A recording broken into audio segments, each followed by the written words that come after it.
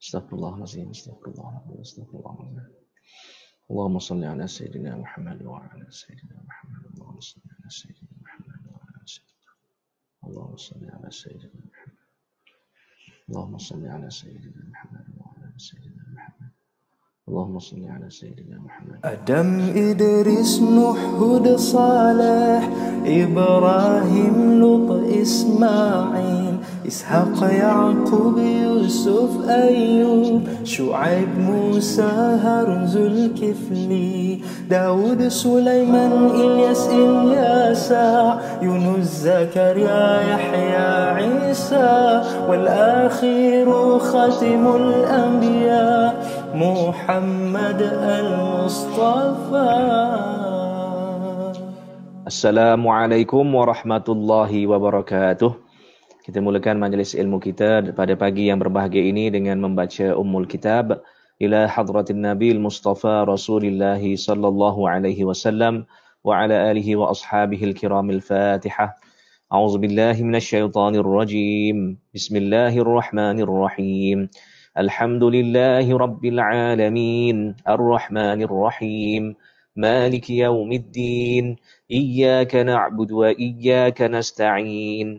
Ihdinas siratal mustaqim. Siratal ladzina an'amta 'alaihim ghairil maghdubi 'alaihim waladdallin. Amin. Bismillahirrahmanirrahim. Alhamdulillah wassalatu wassalamu ala Rasulillah Sayyidina Muhammad wa ala alihi wa sahbihi wa mawalah. Qala rabbi shrah li sadri wa yassir li amri wahlul 'uqdatam min lisani yafqahu qawli. Subhanaka la ilma lana illa ma 'allamtana innaka antal alimul hakim wa la hawla wa la quwwata illa billahil 'aliyyil 'azim. Allahumma la sahla illa ma ja'altahu sahla wa anta taj'alul hazna idza syi'ta sahla. Rabbi yassir wa la tu'assir wa atmim bil khair, amma ba'du. Sekalian musyahidin yang dirahmati Allah Subhanahu wa taala, pertamanya marilah kita merafakkan setinggi kesyukuran kepada Allah Subhanahu wa taala kerana dengan limpah izin dan kurnia-Nya, dengan inayah dan riayahnya pada pagi yang berbahagia ini, pagi 21 Ramadan 1441 Hijriah, dapat kita bersama-sama dalam satu majlis ilmu yang dipayungi oleh para malaikat, yang juga merupakan Raudhatum min Riyadil Jannah, salah satu daripada taman-taman syurga Allah Subhanahu wa taala. Setelah kita diizinkan olehnya, kalau dapat pagi tadi alhamdulillah kita dapat kerjakan solat subuh secara berjamaah, dan solat subuh secara berjamaah itu kata Nabi sallallahu alaihi wasallam seolah-olah kita ini menghidupkan seluruh malam kita. Masya-Allah. Ya, dan begitulah juga untuk kita panjatkan kesyukuran kepada Allah Subhanahu wa taala kerana masih lagi memberikan peluang kepada kita untuk menghirup nafas yang segar ini, kurniaan daripada Allah Subhanahu wa taala yang tidak ternilai harganya, kurniaan daripada Allah Subhanahu wa taala yang boleh sahaja diambil semula pada bila-bila masa. Jadi mudah-mudahan dapat kita jadikan setiap hembusan nafas kita dan setiap langkah kita ini dalam beribadah kepada Allah Subhanahu wa taala. Kerana itulah tujuan sebenar kita diciptakan. Sebagaimana firman-Nya, a'udzubillahi minasyaitonir rajim, wa ma khalaqtul jinna wal insa illa liya'budun, dan tidaklah aku ciptakan jin dan juga manusia itu kecuali untuk beribadah kepadaku.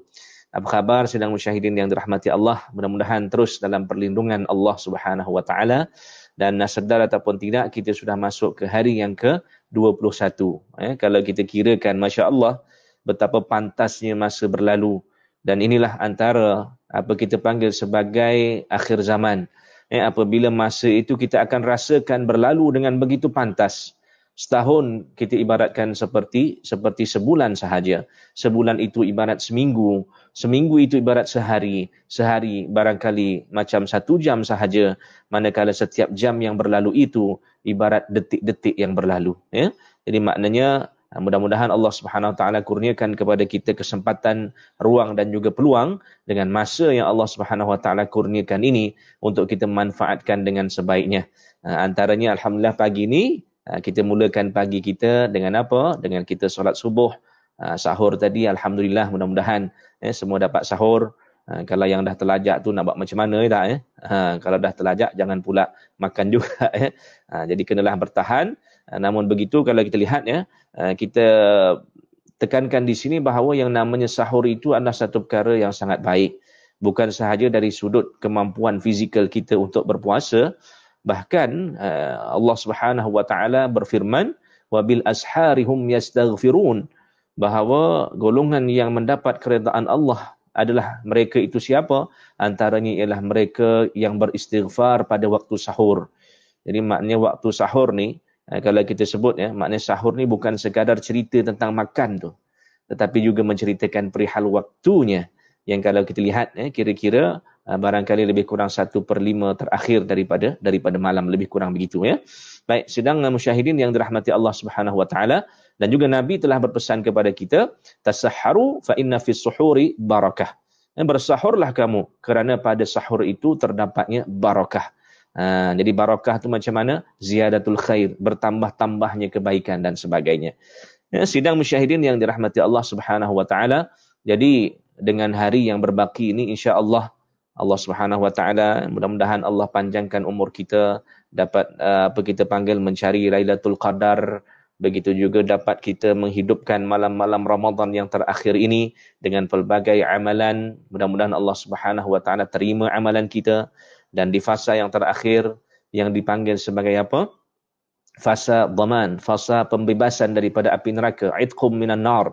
Mudah-mudahan Allah Subhanahu wa taala dengan asbab kita melaksanakan kebaikan dan sebagainya, Allah Subhanahu wa taala jauhkan kita, bebaskan kita daripada azab neraka insya-Allah.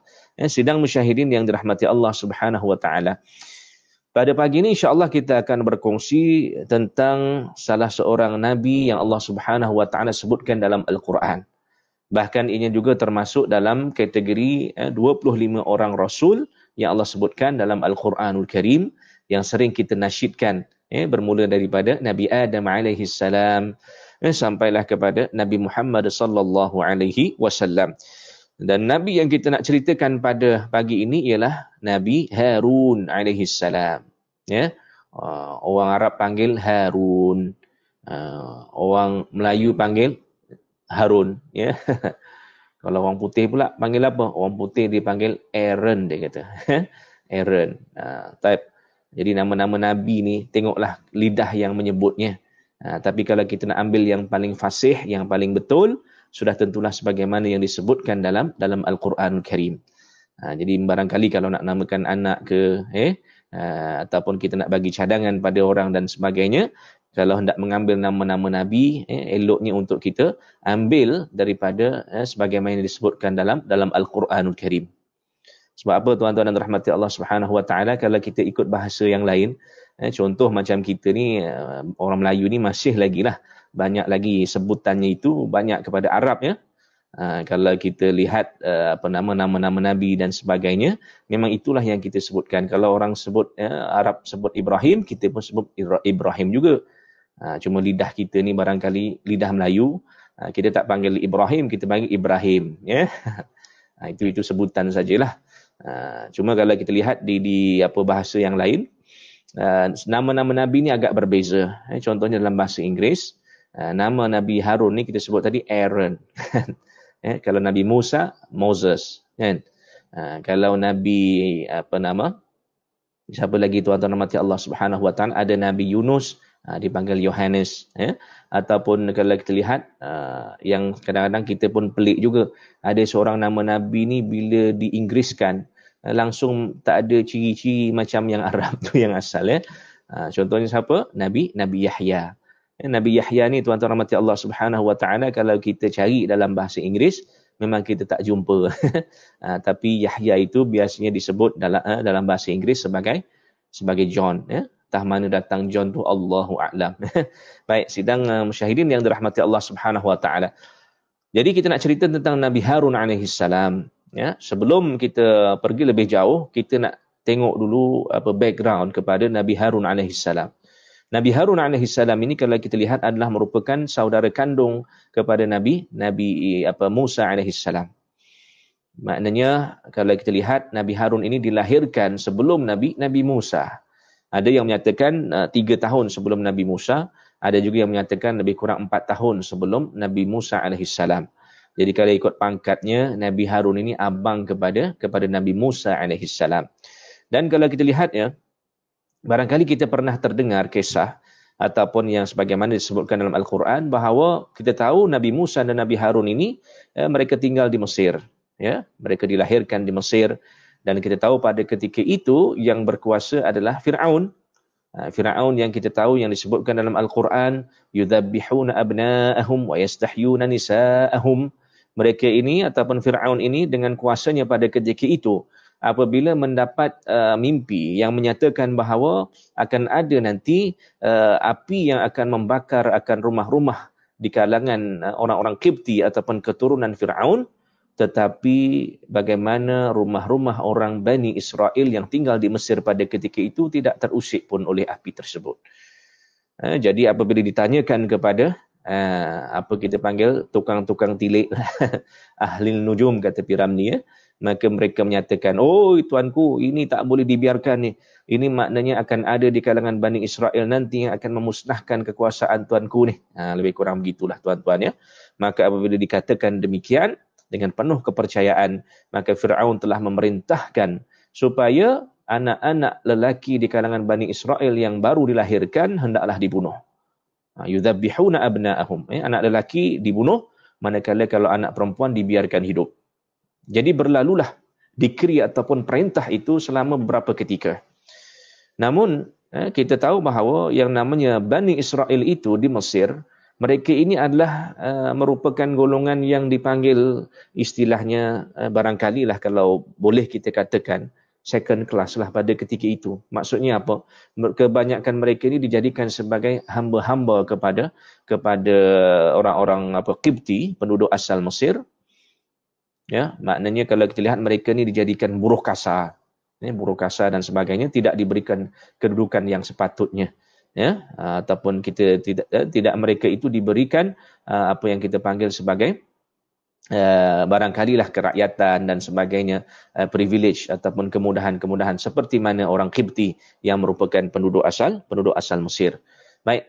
Jadi bila begitu, maknanya kita lihat Bani Israel ini dikira sebagai buruh kasar, kemudian mereka pun dilakukan dikri tadi, maka terfikirlah oleh Fir'aun dan juga sekutu-sekutunya, kalau kita biarkan macam ni, maknanya nanti akan berlaku gap generation, gap antara generasi, ataupun kita panggil apa, sebab kalaulah sekiranya anak-anak ini terus dibunuh, sampai satu masa nanti siapa yang nak buat kerja-kerja kasar ni? Sebab yang lelaki semua dah habis kena bunuh, ya, akan datang saat dan ketika itu. Maka diubahlah akan dikri tersebut, lalu mereka pun ambil keputusan, katakanlah tahun genap mereka bunuh akan anak-anak lelaki. Manakala tahun yang ganjil mereka tinggalkan ataupun mereka biarkan hidup. Supaya apa? Supaya tidak berlaku gap ataupun sengkang di antara generasi itu lebih lama, ya. Baik, jadi kalau kita lihat di sini, maka Nabi Harun alaihissalam itu dilahirkan pada saat dan ketika memang bayi lelaki dibiarkan hidup. Sebab tu maknanya kita lihat Nabi Harun memang membesar dengan elok lah. Maknanya memang yang lahir pada tahun tidak disembelih akan anak-anak lelaki, maka alhamdulillah hiduplah Nabi Harun, ya. Manakala ketika lahirnya Nabi Musa alaihissalam adalah merupakan tahun yang hendaklah anak-anak lelaki itu dibunuh. Masya Allah, ya.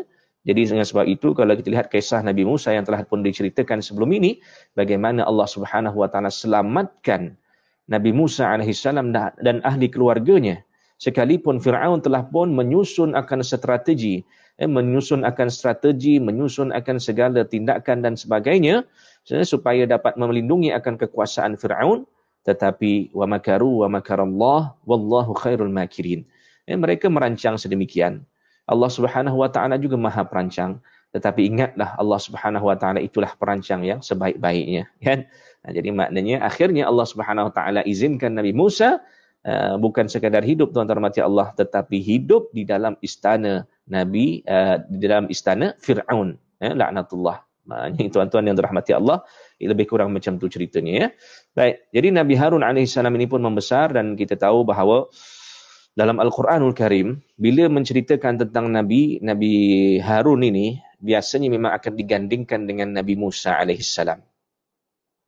Kalau kita lihat sendiri bagaimana perkara ini boleh berlaku, ya, antaranya kalau kita rujuk kepada surah Taha, ada menceritakan perihal dan ia juga merupakan satu doa yang sering kita lafazkan. Biasanya dalam permulaan pengucapan awam dan sebagainya, kita akan mohon kepada Allah Subhanahu wa taala apa dia? Rabbi shrah li sadri wa yassir li amri wahlul 'uqdatam min lisani yafqahu qawli. Rabbi shrah li sadri, ya Allah, terangkanlah untukku dadaku. Wa yassir li amri, dan permudahkanlah bagiku segala urusanku. Wahlul 'uqdatam min lisani, dan juga lepaskanlah ikatan pada lidahku. Yafqahu qawli, supaya mereka akan dapat memahami akan kata-kata dan juga dakwahku. Jadi tuan-tuan rahmati Allah Subhanahu wa taala, dalam hal ini kalau kita lihat doa itu merupakan permohonan daripada Nabi Musa alaihissalam kepada Allah Subhanahu wa taala. Maknanya ketika mereka diperintahkan, Nabi Musa dan Nabi Harun diperintahkan, ataupun Nabi Musa mula-mula diperintahkan untuk berdakwah, mengajak kepada Fir'aun, mengajak Fir'aun kepada Islam, mengajak Fir'aun kepada menyembah Allah Subhanahu wa taala. Yang kita tahu bahawa Fir'aun ini, tuan-tuan dan rahmati Allah, adalah merupakan orang yang sangat sombong. Dia punya sombong tu, tuan-tuan dan rahmati Allah, kalau kita lihat sampai dia mengaku sebagai Tuhan. Bila mengaku sebagai Tuhan itu, tuan-tuan dan rahmati Allah, kita pun tahu yang namanya syaitan, yang namanya iblis. Yang kita tahu kerja dia, tuan-tuan dan rahmati Allah, memang menyesatkan umat manusia. Tetapi barangkali tak pernah pun kita dengar ada kisah menyatakan iblis minta supaya dirinya disembah. Allahu Akbar. Sejahat-jahat iblis dan syaitan ni, tuan-tuan yang dirahmati Allah, tak pernah mereka minta diri mereka disembah. Tetapi manusia yang namanya Fir'aun ni antaranya, dan juga beberapa orang yang lain, tapi antara yang terkenal betul inilah dia, Fir'aun ini. Bagaimana dia minta supaya ana rabbukumul a'la. Sembahlah aku, kata dia. Kerana apa? Kerana aku adalah Tuhan kamu yang paling tinggi. Masya Allah. Jadi tuan-tuan rahmati Allah, kadang-kadang bila tengok situasi macam ni kan, bila syaitan ataupun iblis ni tengok pada Fir'aun ni, Fir'aun rupanya lebih setan daripada setan, ya. Sebab apa? Iblis dan syaitan tu tak pernah pun minta disembah, tapi yang namanya manusia Fir'aun ini, dia minta dirinya supaya disembah. Allahu Akbar. Tuan-tuan yang dirahmati Allah Subhanahu wa taala. Jadi Nabi Musa minta supaya dikurniakan apa? Rabbi syrah li sadri, diterangkan dicerahkan akan hatinya. Wa yassir li amri, dipermudahkan akan urusan. Kemudian dilepaskan ikatan pada lidah. Ceritanya apa ni, tuan-tuan dan dirahmati Allah? Nabi Musa alaihissalam ini memang orang yang gagah perkasa dari sudut fizikalnya. Dalam kisah yang lain, bagaimana Nabi Musa alaihissalam yang telah pun diceritakan, baginda ini fizikalnya hebat, kuat, ya, sampaikan tertumbuk pun ada orang tu boleh meninggal dunia, tuan-tuan yang dirahmati Allah. Bukan biasa-biasa ni, ya. Namun Allah Subhanahu wa taala uji Nabi Musa ini, lidahnya itu tidak berapa fasih untuk berbicara. Ya, tidak berapa fasih untuk berbicara. Ada kisahnya, tuan-tuan, yang panjang. Tuan-tuan boleh rujuk pada siri yang lain barangkali tentang Nabi Musa. Jadi akhirnya, tuan-tuan macam Allah, bila minta kepada Allah begitu, maka Nabi Musa juga minta supaya apa? Mengurniakan seorang pembantu di kalangan ahli keluarganya. Lalu Nabi Musa alaihissalam minta apa? Harun akhi. Ya Allah, jadikanlah Harun, iaitu saudaraku, sebagai pembantuku dalam berdakwah kepada Fir'aun. Ya, ushdud bihi azri, supaya apa? Supaya dengan adanya Nabi Harun itu akan dapat membantu, aku dapat bersandar padanya untuk kekuatanku sendiri. Ya, kekuatan untuk berhujah dan sebagainya. Wa asyrikhu fi amri. Ya, supaya apabila aku melaksanakan kerja dakwah ini, aku ada partner, aku ada kawan, aku ada teman. Jadi tuan-tuan dan rahmati Allah Subhanahu wa taala, dan juga Nabi Musa alaihissalam pernah menyatakan sebagaimana dirakamkan oleh Allah Subhanahu wa taala, bahawa Nabi Harun itu afsahu minni lisana. Harun itu lebih fasih lidahnya berbanding dengan aku. Ini tuan-tuan yang dirahmati Allah Subhanahu wa taala. Apa yang boleh kita lihat dalam kisah ini, ya? Kalau kita lihat Nabi Musa alaihissalam ini betapa ingin berdakwah sebagaimana yang diperintahkan oleh Allah Subhanahu wa taala, Tapi dalam masa yang sama Nabi Harun tidak malu untuk minta bantuan kepada Allah Subhanahu wa taala. Ya, dan kita juga tuan-tuan dan rahmati Allah Subhanahu wa taala, jangan malu untuk kita minta bantuan kepada Allah Subhanahu wa taala. Ya, macam doa-doa yang kita panjatkan kepada Allah Subhanahu wa taala itu kan semua pertolongan, ya. Pertolongan yang kita harapkan kepada Allah Subhanahu wa taala untuk menghindarkan kita daripada suatu perkara, ataupun kita minta Allah Subhanahu wa taala bantu kita dalam urusan yang kita hendak laksanakan. Barangkali ada urusan besar yang kita ingin laksanakan, jadi kita minta pada Allah Subhanahu wa taala supaya dipermudahkan. Kita kan selalu baca apa dia? Doa Rabbi yassir wa la tu'assir. Ya Allah, permudahkanlah dan jangan susahkanlah. Itu kan merupakan permohonan-permohonan kita kepada Allah Subhanahu wa taala, dan juga doa-doa yang lain. Baik. Dan kalau kita lihat dalam hal ini tuan-tuan dan rahmati Allah, maknanya kita tahu Nabi Musa alaihissalam ini Allah Subhanahu wa taala kurniakan kepada baginda mukjizat yang zahir. Mukjizat yang zahir. Apa dia? Contohnya tongkat Nabi Musa alaihissalam itu yang apa dia? Maknanya dengan tongkatnya itu boleh berubah menjadi ular. Ya, dengan tongkatnya itu kita tahu bahawa Allah Subhanahu wa taala izinkan, ya, dengan tongkat itu maka dapat membelah Laut Merah, tuan-tuan dan rahmati Allah, di hujung kisah antara Nabi Musa dan Firaun, ya. Kemudian tuan-tuan rahmati Allah Subhanahu wa taala, Nabi Harun pula berfungsi macam mana? Tuan-tuan yang dirahmati Allah, sebagai contoh kalau kita lihat pada hari ini, ya, kita tuan-tuan rahmati Allah mempunyai, ya, contohlah kita hendak berdakwah, tuan-tuan yang dirahmati Allah, ya. Kita ada konten yang sangat bagus.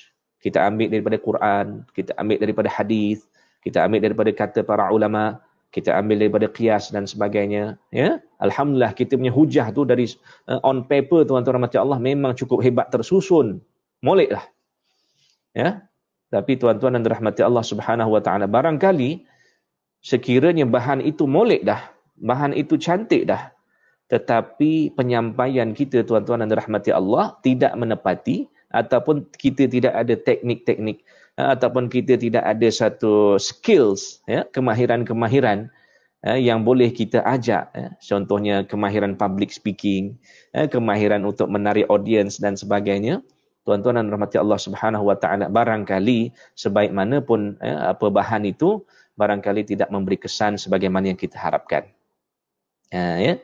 Jadi tuan-tuan dan rahmati Allah Subhanahu wa taala, sebab itulah kalau kita lihat contohnya dalam kisah Nabi Musa dan Nabi Harun ini, untuk berhujah dengan Firaun ni tuan-tuan, bukan calang-calang orang. Ya, yang namanya Firaun ini Allah Subhanahu wa taala kurniakan kepada dia apa dia? Antaranya dia mempunyai kekuasaan yang hebat. Kemudian Firaun ni tak pernah sakit, tuan-tuan dan rahmati Allah, daripada kecil. Ya. Jadi maknanya memang apa dia rasa bongkak dan sombong itu disebabkan nikmat yang Allah kurniakan kepadanya. Dan sudah tentunya di sekelilingnya itu ramai di kalangan mereka yang boleh berhujah, ramai tukang-tukang sihir, begitu juga ramai di kalangan apa kita panggil orang yang tukang-tukang telik dan sebagainya, yang mungkin mampu untuk berbicara dan sebagainya untuk mematahkan akan hujah-hujah daripada Nabi Musa alaihissalam. Lalu Allah Subhanahu wa taala kurniakan Nabi Musa seorang pembantu yang fasih lisannya, ya, sebagai apa? Sebagai negotiator, kan? Sebagai perunding. Ya, perunding tuan-tuan dan rahmati Allah, supaya dakwah itu dapat dijalankan dengan lebih berkesan. Masya Allah, ini satu perkara yang sangat penting tuan-tuan dan rahmati Allah. Maknanya, dan kita kena lihat juga dalam hal ini, bukan sekadar apa yang dimaksudkan dengan pembantu itu dalam bentuk manusia, seperti mana Nabi Musa dikurniakan dengan Nabi Harun alaihissalam.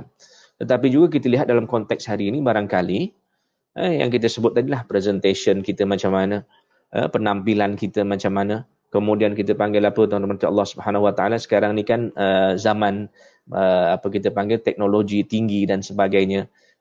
Maknanya kalaulah dapat kita berdakwah itu contoh disertai dengan multimedia, itu semua adalah merupakan kemahiran-kemahiran yang boleh kita katakan sebagai pembantu kepada apa? Kepada misi dan juga visi kita berdakwah dan sebagainya. Tuan-tuan rahmati Allah Subhanahu wa taala, sebagaimana guru-guru kan biasanya kita sebut alat bantu mengajar.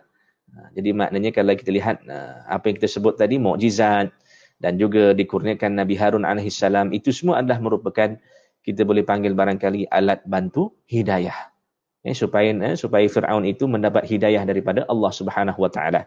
Lalu mereka berdua telah menjalankan dakwahnya itu seperti mana yang diperintahkan oleh Allah, tanpa kita panggil apa, sedikit ketirisan sekalipun. Dengan penuh amanah, penuh kejujuran mereka cuba untuk mengajak Fir'aun menyembah Allah Subhanahu wa taala. Namun hidayah itu milik Allah. Ya, mereka telah melaksanakan tugas seperti mana yang diperintahkan, tapi kita tahu bahawa yang namanya Fir'aun ini innahu tagha. Dia ni apa kita panggil tuan-tuan mati Allah, orang yang sangat degil, dan sampailah ke akhirnya yang namanya Fir'aun ini tetap dengan kesombongan dan juga bongkaknya, sehingga kan akhirnya tuan-tuan mati Allah, matinya Fir'aun ini dalam keadaan hina, yakni dalam keadaan Fir'aun itu mati lemas, dan lemasnya itu tuan-tuan mati Allah, Allah kekalkan jasadnya, sehingga ada yang menyatakan bahawa salah satu daripada salah satu mumia yang dapat dijumpai, ya, dan sekarang ini sedang disimpan di muzium di Mesir adalah merupakan jasad Fir'aun yang ada pada zaman Nabi Musa alaihissalam. Allahu a'lam dari sudut kesahihannya tuan-tuan, tapi barangkali itulah firman Allah Subhanahu wa taala yang menyatakan bahawa akan aku jadikan engkau wahai Fir'aun ini sebagai tanda liman khalfaka ayah, sebagai tanda kekuasaanku kepada golongan yang akan datang selepas kamu. Baik, tuan-tuan sedang musyahidin yang dirahmati Allah. Sedikit kita lihat bahawa yang namanya Nabi Harun alaihissalam ini disebutkan dalam Al-Quran dalam banyak tempatnya. Ada sebahagian ulama menyatakan ada lebih kurang 16 ayat yang menceritakan perihal Nabi Harun alaihissalam, dan ada juga lebih kurang 20 tempat yang cerita walaupun tak sebut nama Nabi Harun, tetapi barangkali dari sudut kata nama ataupun ganti nama dhamir yang merujuk kepada Musa wa akhihi, Musa dan juga saudaranya, maka saudaranya itu merujuk kepada Nabi Harun alaihissalam. Jadi tuan-tuan rahmati Allah Subhanahu wa taala, apabila kita lihat dengan adanya banyak ayat-ayat berkaitan dengan Nabi Harun, maka ini juga menunjukkan bahawa Nabi Harun ini adalah merupakan seorang yang sangat penting dalam perjalanan dakwah. Dan kalau kita lihat tuan-tuan dan dirahmati Allah, ada beberapa kisah yang kita panggil kisah yang sayulah untuk kita dengar, bagaimana Nabi Harun ini Nabi Harun ini merupakan orang yang lemah lembut dari sudut tutur katanya. Bukan lemah lembut fizikal, ya. Jangan salah faham. Maksudnya apabila dia berkata kata-kata yang baik, kata-kata yang lembut sehingga mampu untuk menarik audiens untuk menerima akan dakwahnya. Namun tuan-tuan mati Allah Subhanahu wa taala, satu ketika Nabi Harun ini diuji apabila Allah Subhanahu wa taala perintahkan Nabi Musa untuk pergi ke Tur Sina. Maka lebih kurang 40 hari Nabi Musa pergi ke Tur Sina, tuan-tuan mati Allah, dan ditinggalkanlah Nabi Harun alaihissalam dan juga Bani Israel itu, kan, maknanya urusan Bani Israel itu ditinggalkan kepada Nabi Harun alaihissalam. Jadi Nabi Musa dipanggil oleh Allah Subhanahu wa taala untuk pergi ke Tur Sina. Jadi apabila lebih kurang 40 hari ini tuan-tuan yang dirahmati Allah, 40 malam itu, apa yang berlaku? Berlaku satu peristiwa bagaimana ada seorang hamba Allah ini yang namanya Samiri. Ya, Samiri yang disebutkan dalam Al-Quranul Karim. Kalau kita pendekkan tuan-tuan, S-A-M-I-R-I itu, kita ambil separuh tuan-tuan kat depan, kita akan lihat adanya Sam, kan? S-A-M, Sam. Kalau Melayu panggil Sam, orang putih kata Sam. Jadi ada yang menyatakan bahawa Samiri ini adalah merupakan, kita panggil apa tuan-tuan, moyang kepada Uncle Sam yang biasa kita sebut pada hari ini, merujuk kepada sebuah negara di barat sana. Baik, tuan-tuan dan rahmati Allah Subhanahu wa taala. Jadi Samiri ini telah pun memperdaya, telah pun kita panggil entah macam mana lidahnya itu fasih untuk berkata-kata, sehingga kan diajaknya Bani Israel itu menyembah selain Allah Subhanahu wa taala, mensyirikkan Allah Subhanahu wa taala. Allahu Akbar. Dan Nabi Harun alaihissalam cuba untuk menegah dan mencegahnya, namun tidak berupaya. Sehinggalah apabila Nabi Musa alaihissalam balik, tuan-tuan dan rahmati Allah, Nabi Musa melihat kaumnya dalam keadaan sesat, maka yang dicari bukan Samiri tuan-tuan, tapi yang dimarah ialah Nabi Harun alaihissalam. Ya, Allahu Akbar. Dan Nabi Musa ni dia kan tubuh fizikalnya itu gagah tuan-tuan, ya. Sehingga kan apabila sampai kepada Nabi Harun alaihissalam, maka ditariklah janggut Nabi Harun alaihissalam ini dalam keadaan lebih kurang macam disentap begitu dalam keadaan marah, tuan-tuan yang dirahmati Allah. Namun tuan-tuan yang dirahmati Allah Subhanahu wa taala, kita lihat bahawa Nabi Harun pastinya telah melakukan yang terbaik untuk mengajak kaumnya menyembah Allah Subhanahu wa taala. Namun begitulah yang namanya syaitan, dalam masa yang sama juga tetap memperdaya umat manusia.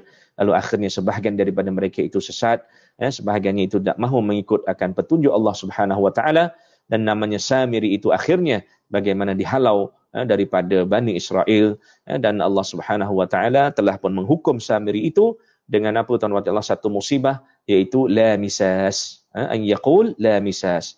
Tak ada siapa pun tuan-tuan orang yang boleh sentuh dia. Jadi itu disebutkan dalam Al-Quran Karim sebagai hukuman kepada Samiri ini. Jadi tuan-tuan yang dirahmati Allah Subhanahu wa taala, itulah secebis kisah daripada apa yang disebutkan berkaitan dengan Nabi Harun alaihissalam dalam Al-Quran. Jadi tuan-tuan, sama-sama kita tadabbur, sama-sama kita lihat apa yang Allah SWT sebutkan dalam Al-Quran daripada kisah Nabi Harun itu.